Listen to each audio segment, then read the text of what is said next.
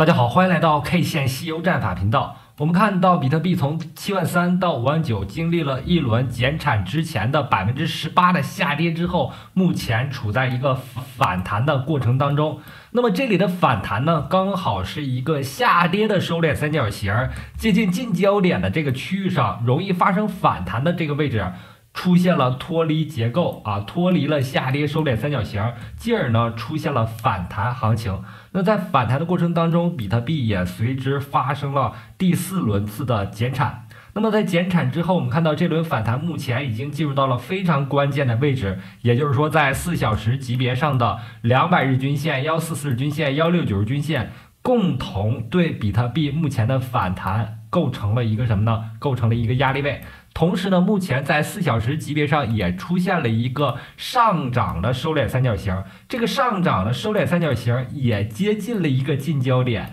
我们认为在近焦点的这个区域上是非常容易发生变盘的一个区域。我们画出来这个区域呢非常容易发生变盘。我们看到下跌收敛三角形接近近焦点的这个区域上出现反弹，那么在反弹过程当中形成的收敛三角形，在接近近焦点的这个收敛三角形这个区域上容易发生什么呢？容易发生回踩。所以呢，目前在3条均线4小时级别、200日均线、144日均线、169日均线3条均线和变盘区域附近是容易出现2次下跌的。但我认为本轮行情在减产之后，仍然在时间级别上、在周线级别上、在日线级别上仍然是一个大的牛市。所以呢，在短时间内它回踩的幅度不会很多。目前我们看到底部支撑位大概是在64000美金附近，这个位置呢是在4月14日到4月23日长达9个交易日之内的一个筹码密集区。所以呢，脱离结构之后脱离上涨收敛三角形之后，我们认为回踩的目标点位是在64000美金。那么64000美金脱离结构、脱离反弹的收敛三角形，然后回踩筹码密区之后，我们认为行情能够重新反弹上来，重新开启一轮上涨行情。为什么说呢？因为我们认为周线级别上比特币仍然处在第4轮次周线级别上涨西游的悟空阳线势力范围。那这根悟空阳线起始于24年3月4日这周，悟空阳线走完之后，后面我们看到了7根 K 线都处在悟空阳线的势力范围，处在悟空阳线的开盘价和收盘价实体范围之内下影线不算下影线是短时间内的行情有了一些情绪造成的。那实体部分都处在悟空阳线之内，我们就认为悟空阳线没有被妖怪 K 线、被干扰性 K 线斩杀掉。那上方呢仍然有8阶阳线、沙僧阳线、唐僧阳线的一个预期。因此呢，本轮减产牛市减产之后的行情刚刚开启，目前有一定的反弹，有一定的回踩，都是正常的，都是比特币在震荡盘整过程当中我们要经历的。那么在上轮行情比特币下跌的时候，我们就提到了一个重要币种，就是 BNB。我们当时给出了 BNB 和比特币的这个交易对处在一个非常强势的结构当中。然后呢，我们把这个时间级别调整到日线级别，可以看到 BNB 已经脱离了日线级别上前面行情当中形成的由波峰连线和波谷连线构成的收敛三角形。那 BNB 和比特币的交易对出现强势，意味着 BNB 本身目前是强势于比特币的。我们看到这个收敛三角形接近近焦点的这个区域上发动上攻，并且目前处在一个压力位附近。这个压力位呢，我们在周线级别上就可以看得非常清楚。这条压力线呢是在21年5月份连过来之后形成了一个压力已经存在3年。那在3年之后，目前再次回到压力线附近之后，我们看到币安平台不断进行launch pool 不断上新。那这些次新币或者新币种在上涨或者下跌完成之后，很多会通过 BNB 和次新币的这个交易对让资金回流到 BNB 本身上来然后它再次挖矿打新再做另一个用途。所以呢，这让 BNB 和币安平台上线的次新币种形成了跷跷板效应所以呢 BNB 目前是强势于比特币的。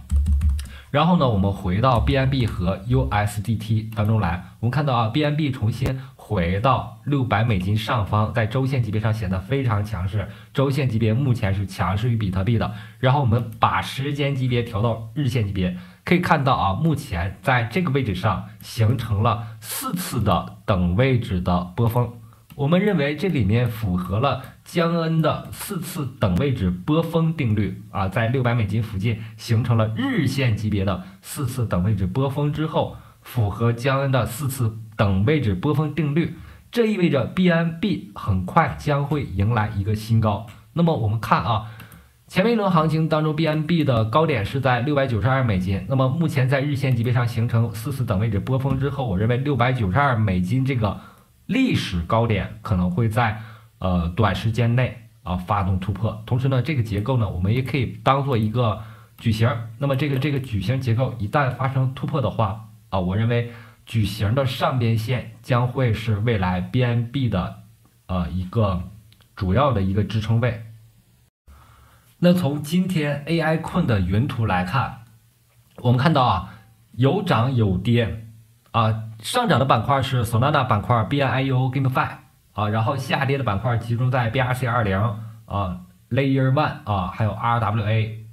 这些 ARVR 这些板块出现了回调和下跌。那么上涨最大的在币安上，我们看到 ATA 涨幅最大。那 ATA 呢，是我昨天提到的 DeFi 板块当中的一个比较重要的币种。那么目前我们看到在日线级别上 ATA 已经出现了一个对称性的涨跌。我们看到它下跌的过程当中，跌幅高达55%，55%的快速下跌，让它回踩了144均线、169均线，然后做日线级别对称性的反弹。反弹目前已经接近前高，这个位置上是不适于去做追击的。我们认为它在下跌的过程当中形成了巨大的筹码缺口，这个筹码缺口目前已经进行了1次回补。那么一个伤口回补之后除了止血之外，你还会感觉到疼。那么这个疼的过程可能会让它重新继续第2次下跌，2次下跌，然后再次回补，然后再次下跌回来之后，反复震荡形成收敛三角形，在接近近焦点的这个区域上，才是它可能发动突破的一个机会因此呢 ，ATA 今天涨幅最大，但是不适合去做追击不适合去做追击，耐心等待它调整到位之后，形成结构了我们再把仓位逐渐补进来。同时呢，我们认为 ATA 在周线级别上已经在这轮行情当中形成了一次周线级别上涨吸筹，由悟空阳线、八节阳线、沙僧阳线组合、唐僧阳线构成。第一轮周线级别上涨吸筹完成之后，做日线级别调整，我们看到了55%的调整当然了，它上涨过程当中涨幅也超过了200%200上涨55%的调整之后，在未来我认为 ATA 这个DeFi 板块当中今天的龙头依然有机会做第2轮次的周线级别上涨吸筹如果出现第2轮次对于 ATA 的周线级别上涨吸筹，那么目标点位是在$0.72附近这是前面行情当中震荡过程形成了一个筹码密集区。然后呢，这轮行情更多的是应该关注一些次新币像 XAI， 那这个币种呢，就是 Binance 平台上新的一个次新币，之前形成了一个收敛三角形，方向偏下的一个下跌结构，在接近近焦点的这个区域上发动了跌破之后，价格直接打了对折。那在对折之后，我们认为这个近焦点区域的后面焦点后侧的这个部分容易反弹上来容易重新反弹上来。那么目前我们看到它的反弹力度还是比较强的。我们可以看到，从最低点到当前价格是40%的40%的反弹。那么一旦在底部形成横向结构之后，将为它酝酿更多的一个反弹机会如果这个结构重新成立的话，我认为它有机会做一个日线级别到周线级别的上涨吸筹结构。那么目标点位呢，暂时定在$1附近因为它是一个次新币。对于本轮行情来说，次新币特别是 Binance 平台上的次新币有着更多的机会和可能性。